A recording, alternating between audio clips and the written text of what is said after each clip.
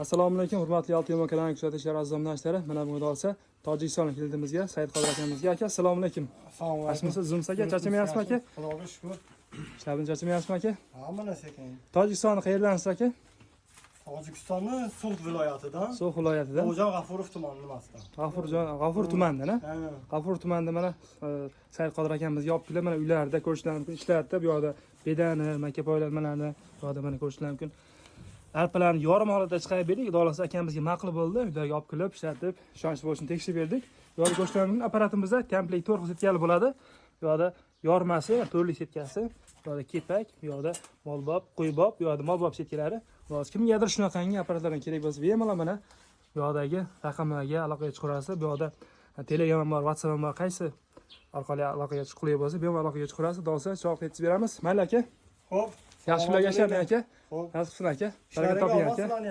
Xo'p, rahmat.